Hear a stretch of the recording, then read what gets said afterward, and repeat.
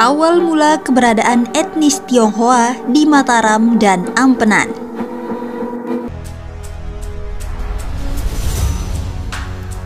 Keberadaan etnis Tionghoa di Lombok, khususnya di kota Mataram, sangat mudah ditemukan.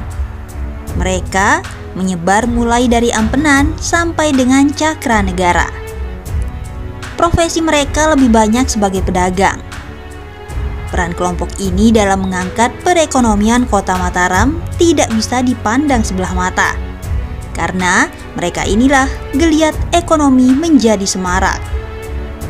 Banyaknya etnis Tionghoa yang ada di Mataram ini tentu menimbulkan pertanyaan, kira-kira sejak kapan mereka mulai tinggal di tanah Lombok? Untuk menjawab pertanyaan ini, kita tentu harus menoleh dulu ke sejarah Ampenan pada sekitar tahun 1840-an. Karena sebab Ampenanlah banyak warga asing, baik itu Cina, Belanda, Inggris, Denmark, Rusia, dan bangsa lainnya tinggal dan menetap di Ampenan. Pada sekitar tahun 1840-an, Ampenan tumbuh menjadi pelabuhan dagang yang terbesar di Lombok. Di bawah kepemimpinan subandarnya yang bernama J.P. King, Ampenan tumbuh menjadi pelabuhan internasional. Banyak pedagang dari berbagai belahan bumi datang ke Ampenan pada Oktober 1841. Tidak kurang dari 25 kapal berbendera Inggris berlabuh di Ampenan. Ramainya pelabuhan Ampenan saat itu diuntungkan dengan lokasinya yang strategis.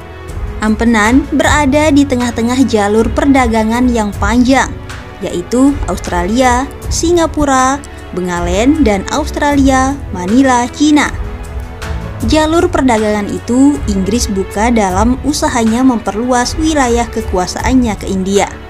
Ampenan yang berada di tengah-tengah kerap disinggahi kapal yang membutuhkan tambahan bahan makanan dan air bersih. Sebagai bandar internasional, di Ampenan berlaku berbagai jenis mata uang, mulai dari kepeng Cina, uang kepeng Jepang, hingga mata uang Belanda yang dikenal dengan sebutan ringgit atau Riksdaler.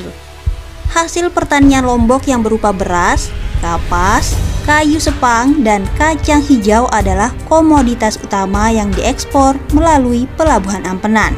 H. Zollinger menyebut, Lombok dikenal sebagai pulau penghasil beras dengan kualitas yang baik. Beras dengan kualitas baik dikirim ke Bourbon dan Mauritius, sedangkan beras dengan kualitas menengah dikirim ke wilayah Jawa, Madura, dan Makassar. Beras hitam sebagian besar dikirim ke Manila dan Cina. Tahun 1846 tercatat Lombok mengekspor 16.000 ton beras. Sedangkan barang impor yang datang di Ampenan berupa besi, timah hitam, senjata, emas, uang kepeng, sutra, minuman keras, kain-kain, dan candu. Keadaan Ampenan yang ramai inilah yang menarik minat etnis Tionghoa untuk tinggal dan berdagang di Lombok. Mereka mulai berdatangan dan menetap di daerah-daerah pantai dengan pemimpin mereka yang disebut kapiten. Mengutip pendapatnya Zollinger yang berkunjung ke Lombok pada 1846, menurutnya, penduduk Lombok saat itu berjumlah 405.000 jiwa, yang terdiri dari 380.000 orang Sasak, 20.000 orang Bali, 5.000 orang Bugis, 10-12 orang Cina, dan 4 orang Eropa. Jika mengacu pada data yang disampaikan Zollinger tersebut, jumlah etnis Tionghoa di Lombok baru berjumlah 10-12 orang. Jumlah ini terus meningkat dari tahun ke tahun. Bahkan, beberapa orang dari mereka diangkat menjadi bandar oleh raja. Salah satunya adalah Boping.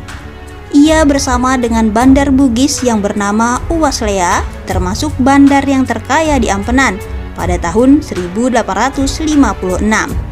Orang dari etnis Tionghoa yang berprofesi sebagai bandar ini menjalin hubungan yang erat dengan penguasa. Karena hubungan yang baik inilah, mereka mendapat kemudahan dalam berbagai hal, terutama dalam hal monopoli perdagangan pada jenis barang tertentu, khususnya beras. Karena persaingan antara bandar ini pula diceritakan salah seorang bandar dari Sasak bernama Bapis Serati mengalami kebangkrutan. Ketika Lombok mulai dikuasai Belanda pada tahun 1894, keberadaan etnis Tionghoa di Lombok tetap eksis. Beberapa kelompok etnis Tionghoa dari luar Lombok mulai datang dan menetap. Profesi mereka pun bukan hanya pedagang saja. Ada yang menjadi guru, bahkan ada pula yang menjadi dokter. Mengenai etnis Tionghoa yang berprofesi sebagai guru di Lombok ini, sepintas dibahas pada buku Tokoh-tokoh etnis Tionghoa di Indonesia yang ditulis Dr. Andus Sam Setia Utama. Dalam buku itu tertulis nama Li Junming yang mengajar di sekolah milik Tionghoa Hui Koan atau THHK, Ampenan tahun 1929. THHK sendiri merupakan organisasi para perantau Tionghoa di Hindia Belanda.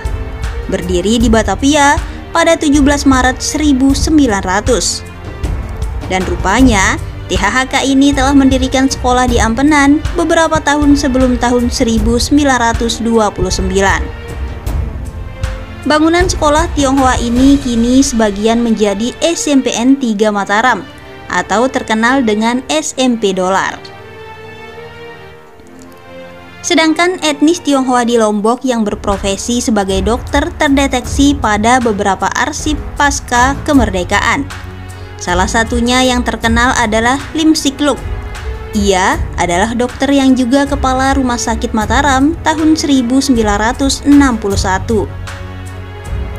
Selain sebagai kepala Rumah Sakit Mataram, Dr. Lim Sikluk bersama dengan Ho King Tik juga tercatat sebagai tokoh pendiri Universitas Mataram. Setelah Dr. Lim pindah, datang Dr. Polisi Lo Bian Hua.